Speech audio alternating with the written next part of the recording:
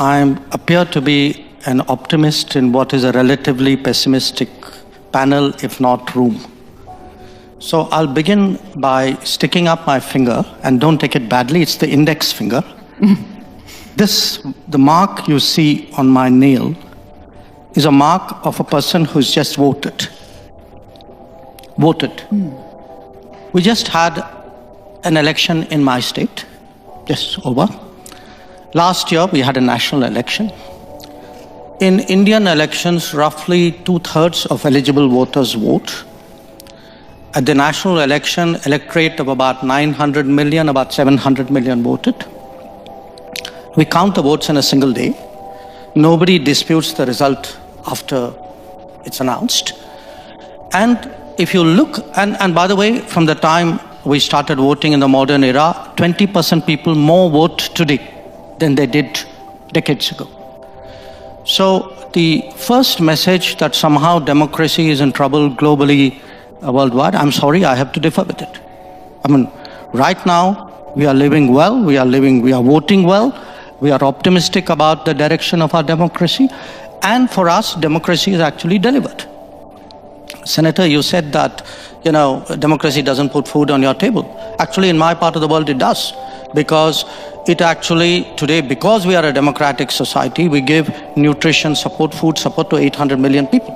And for whom that is a matter, of how healthy they are and how full their stomachs are. So the point I want to make is, look, different parts of the world are going through different conversations. Please do not assume that this is some kind of universal phenomenon. It is not. There are parts where it is working well. Maybe there are parts where it's not. And the parts which are not, I think people need to have an honest conversation about why it's not. I would argue that as to an extent as someone dispassionately viewing it, which was your question, there are some problems. A lot of it is is an accumulated problem of the model of globalization that we've followed for the last 25, 30 years. I think a lot of chickens have come home to roost. Yes, there are issues, but from our perspective today, for us, democracy is delivered. We have a visibly less elitist society. We have one where the public has faith in the political process, where actually every election, in a way, has been a kind of a verdict on the quality of governance. That, I told you we just voted in one, my party won that election. We were in the opposition earlier. We had a national election, my party won that election too, and we were incumbents. And we feel, if the Prime Minister Modi got elected for the third time, the ruling party got elected, and to a large extent it is because of the delivery through democratic systems. So it is healthy, it is well, maybe not all over the world, but let's not make that universal. Well, look, to an extent, all big countries are unique to an extent, but we would certainly hope, to the extent we think of democracy as a universal aspiration, ideally a reality, but at least an aspiration. It is in large part because India chose a democratic model after independence. And it chose a democratic model because we had fundamentally a consultative, pluralistic society. Now, there was a time, and I have to say this in all honesty, where West treated democracy as a Western characteristic and was busy encouraging non-democratic forces in the global South. It still does. In many cases, I can point to some very recent ones, where actually everything that you say you value at home, you don't practice abroad. So I do think the rest of the global South will view, the successes and the shortcomings and the responses of other countries. They will also ask themselves which ones of them they relate to, I would argue that in many ways, India, because it's historically been an open society, one very much linked with the world, many countries of the global South are more likely to say the Indian experience is more transposable to their societies than perhaps those of others.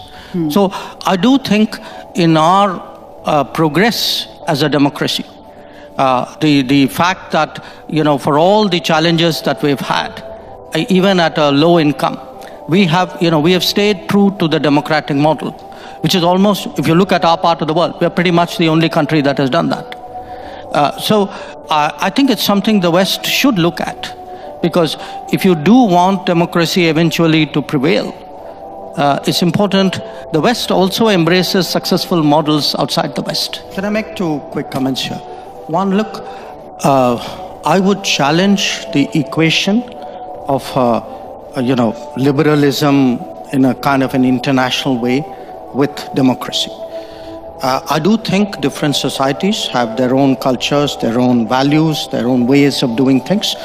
And the idea that there is some kind of one truth and one judgment and one norm, and that should be preached, propagated, evaluated, and judged. I think that is one of the big issues we're having today in politics. And it is done by think tanks, it's done by people who do ratings, it is done by newspapers. So I think there is a reaction in many parts of the world to self-appointed custodians, people who've never fought an election, who are nothing to do with democracy, actually telling the rest of the world what is right and what is wrong in democracy. And I think it is, to me, inevitable that it will be challenged. My second issue, is, look, every country has its mainstream politics. It has its outliers, okay?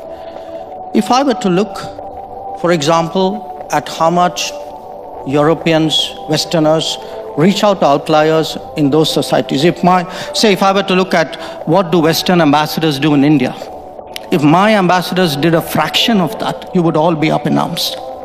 So I think there are double standards here.